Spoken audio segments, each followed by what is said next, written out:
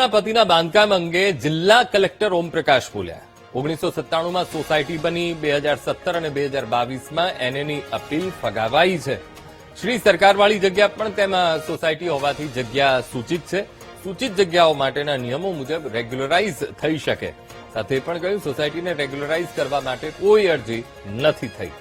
તો મહત્વપૂર્ણ ખુલાસો કલેક્ટરે કર્યો છે। તો કોઈ અરજી ન આવ્યાનો કલેક્ટરે ખુલાસો કર્યો છે। મીરના પતિના વિવાદિત બાંધકામનો મુદ્દો અને કલેક્ટરે આ બાબતને લઈને ખુલાસો કર્યો છે। 2017 અને 2021માં એનએની અરજી ફગાવાઈ હતી।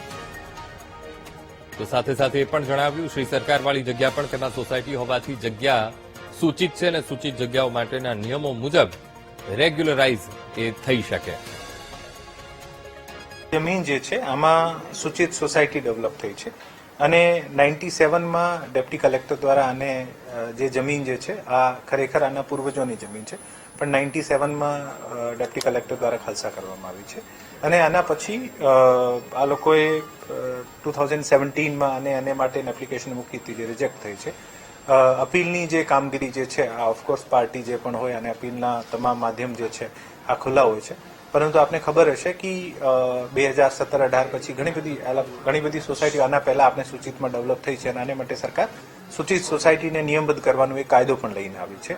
સો આ પ્રકારનો બાંધકામ છે જે આપણે આખા રાજકોટની પેરીફેરીમાં લાગુ પડે છે કે સૂચિત બાંધકામની શ્રેણીમાં આવતું હોય અને સૂચિત બાંધકામની શ્રેણીમાં તમામ રહીશો જે છે આને સરકાર અધિકાર આપે છે કે પોતપોતાના વેલિડ આધાર પુરાવા રજૂ કરીને આને આપ નિયમબદ્ધ કરાવી શકો છો।